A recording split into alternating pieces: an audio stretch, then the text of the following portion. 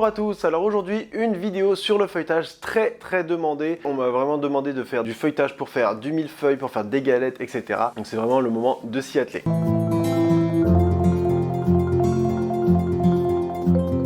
Alors pour cette recette, on va avoir besoin de farine, de sel, de beurre et d'eau. Vraiment 4 ingrédients et on va réaliser vraiment une très bonne pâte feuilletée avec ça. Pour le beurre, on ne prend pas n'importe quel beurre, on prend du beurre de Poitou-Charentes AOP ou équivalent, qui soit assez ferme et qui a un point de fusion beaucoup plus haut. Le point de fusion, on l'étudiera dans une autre vidéo si vous voulez, pour que vous compreniez un peu plus pourquoi certains beurres sont plus utilisés pour de la pâte ou pour de la crème. Et on va avoir aussi besoin d'une eau, donc cette eau, on va la prendre entre 18 et 20 degrés, pas plus. Pourquoi? Parce que l'eau, si elle est trop chaude, elle va forcément faire réchauffer notre pâte, et si notre pâte est trop chaude, elle va être beaucoup plus complexe à travailler et on va avoir beaucoup plus de mal à intégrer le beurre dedans. Donc on va tout de suite mettre dans la cuve de mon batteur ma farine, ensuite je vais rajouter mon sel, mon beurre et forcément mon eau. Je vais prendre un crochet. Si vous n'avez pas ça, faites-le à la main, mais malaxez le beurre avec votre farine au préalable. Le beurre, je l'ai sorti un petit peu avant pour qu'il forcément il soit un peu plus mou. Donc je vais mettre mon crochet et je vais travailler en première vitesse pendant 4 à 5 minutes ma première pâte et après je vais donner un coup de deuxième vitesse pendant à peu près 2-3 minutes.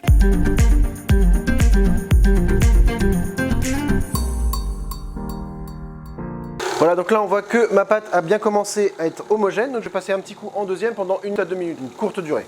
Voilà, j'arrête mon batteur, je vais enlever du coup ma pâte. Là on voit que ma pâte elle est assez malléable. Je vais me prendre un petit peu de farine que je vais tout simplement mettre sur mon plan de travail pour prendre ma pâte et pour venir la travailler à la main. Donc tout simplement j'ai mis un peu de farine par-dessus et en dessous et je vais venir la rabattre pour voir un petit peu la consistance de ma pâte. Il faut qu'elle soit assez malléable pour incorporer du beurre, mais pas trop, sinon ça va être beaucoup plus compliqué forcément d'intégrer le beurre. Elle se déchire assez facilement. Si elle était trop malléable et qu'elle se déchirerait pas, ça veut dire qu'elle est trop molle. Donc justement, on a mis trop d'eau dedans. Là normalement la quantité d'eau que je vous ai mis, c'est pour une farine T55 classique. Pas obligé d'avoir une T55 pour faire du feuilletage, on peut avoir une autre farine.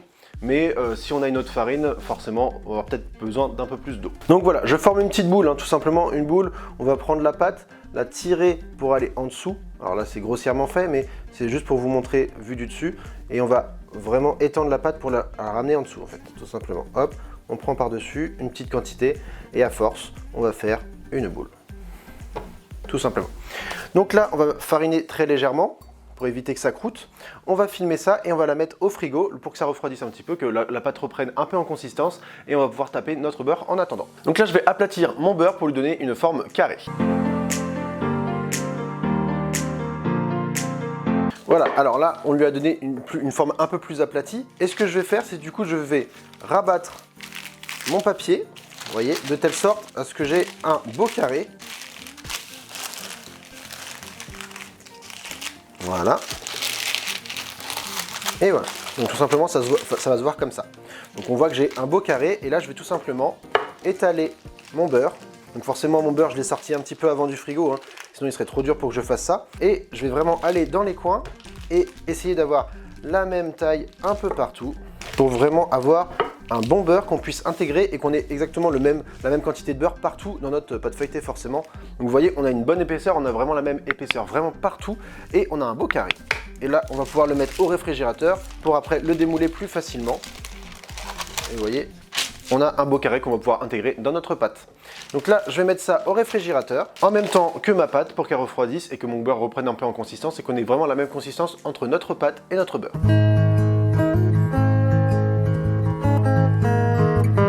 On se retrouve du coup avec notre pâte, je vais pouvoir la déballer. Je vais garder forcément mon film pour mettre ma pâte après dedans. Et je vais tout simplement légèrement fariner, voilà, hop, et je vais étaler dans une forme un peu rectangulaire forcément, pour avoir à peu près le double de la taille de mon beurre.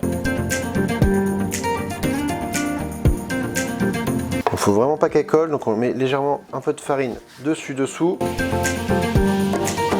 Ouais, il me faut vraiment un beau rectangle. Une fois qu'on a notre beau rectangle, on va pouvoir enlever le beurre de notre papier sulfurisé. Il est légèrement refroidi, donc ça va être forcément plus facile de le démouler. Voilà. Donc là, je le mets sur le bout de ma pâte. J'étire un petit peu vraiment pour avoir la forme du beurre. Vous voyez, il ne faut pas que le beurre dépasse de la pâte. Et là, je replie le dessus tout simplement pour arriver à la même taille au-dessus. Donc là, tout simplement, on a fait un sandwich avec de la pâte, du beurre et de la pâte. Donc ça, c'est la première étape. Donc il y a plusieurs façons de mettre le beurre à l'intérieur de notre pâte. Donc ça, c'est une des façons. Après, il y a le étaler en croix, mettre le beurre au milieu, etc. Voilà, vous prenez l'astuce que vous voulez. Moi, je la fais comme ça, c'est plus simple pour moi. Donc après, là, j'ai bien fait attention forcément que mon beurre soit à la même texture que ma pâte. Il ne faut pas que ma pâte soit trop dure ou que mon beurre soit trop dur. Si on a l'un des deux qui est trop dur, forcément, ça va craqueler. Et ce qu'on veut pas dans une pâte feuilletée, c'est surtout que la pâte craque. Si la pâte craque, ça veut dire que l'un des deux produits est trop froid et et qu'on va avoir un mauvais feuilletage à la fin. Donc je vais prendre mon rouleau à pâtisserie et je vais venir étaler tout doucement pour avoir vraiment la même quantité partout et pour pouvoir donner un tour. Et je vais vous expliquer du coup ce que c'est qu'un tour. Donc je vais utiliser très peu de farine.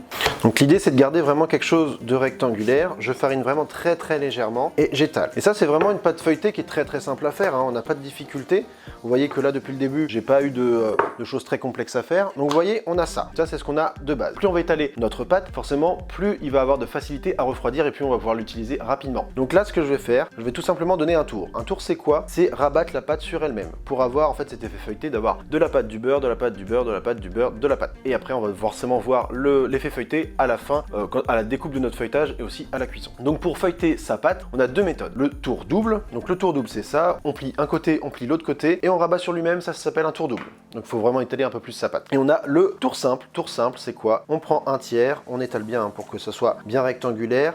On fait bien attention sur nos côtés. On rabat l'autre partie et là, vous voyez, il faut être pile poil à la jointure. Donc moi, je vais commencer forcément par découper tout simplement mes deux côtés ici, où on va avoir peut-être un petit peu de pâte sans beurre. Et c'est ça qui va peut-être détériorer un petit peu notre feuilletage. Donc c'est vraiment important de couper nos bords pour vraiment avoir un feuilletage parfait. Donc je me munis d'un couteau et je vais couper à peu près voilà, un demi-centimètre sur un côté, un demi-centimètre sur l'autre. Et toute cette partie-là, en fait, c'est la partie où on voit on n'a pas vraiment de beurre, on a vraiment très peu de beurre. Et ici, vous voyez, on a plus de pâte que de beurre. Donc c'est ce qui va pas être intéressant dans notre pâte feuilletée. Gardez la pâte, il n'y a pas de souci, on va pouvoir l'utiliser dans les rognures de feuilletage. Qu'est-ce que c'est que des rognures de feuilletage? C'est l'excédent de feuilletage qu'on a, on va pouvoir le réétaler pour faire des tartes par exemple. Donc là, tout simplement, je vais faire mon premier pli, je vais faire mon deuxième pli et je vais bien, voilà, faire un rectangle. On a du coup notre pâte qui est bien pliée, on va pouvoir remettre ça au frais dans notre film. D'où l'importance de garder notre film. Et on met ça au frais à peu près une petite heure, que notre pâte reprenne un peu en texture et qu'on puisse la réétaler. Surtout faites attention, si vous n'avez pas le temps, parce que c'est une pâte qui prend vraiment beaucoup de temps, faites la pâte, étalez-la et rabattez-la. Une fois qu'elle est au réfrigérateur, si vous la sortez 3 heures, 4 heures, 5 heures après, il n'y a pas de souci, on peut la réétaler pour plus tard. Maintenant, faites bien attention, comme je vous le disais, à la température de votre pâte. Si elle est trop froide, laissez-la sortir un petit peu avant et retravaillez-la gentiment en l'écrasant pour la réchauffer très légèrement et pas qu'elle craque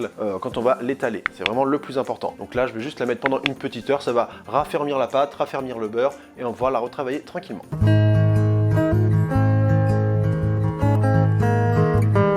Je sors donc ma pâte feuilletée du frigo, elle a repris un petit peu en texture, hein, ça se sent. Donc là, je mets un petit coup de farine, vraiment assez léger, un petit coup par-dessus aussi. Je vais reprendre mon rouleau et vous voyez, j'étale. Et surtout, comme elle est assez molle, elle ne craque pas sur les côtés. Et je vais étaler tout simplement comme ça. Ma pâte feuilletée, voilà, on étale correctement, gentiment. Moi, je vais l'étaler vraiment assez finement pour qu'elle refroidisse le plus rapidement possible. Je vais replier du coup sur lui-même, comme tout à l'heure. Donc un tour simple. Et voilà, on a notre belle pâte feuilletée. Ce que je vous ai pas dit, c'est que à chaque fois que je fais un pli, pour réétaler ma pâte, je fais vraiment un quart de tour. Donc là, c'est comme si ma pâte avait été étalée dans ce sens-là. Et je prends ma pâte, pliée, un quart de tour, et je vais réétaler dans ce sens-là. Pour vraiment à chaque fois avoir un effet feuilleté dans des sens différents, pour vraiment avoir le maximum de feuilletage. Donc là, j'ai réalisé encore un tour simple. Je vais remettre ça au frigo pendant à peu près 1 heure. Et on va pouvoir réétaler ça juste après.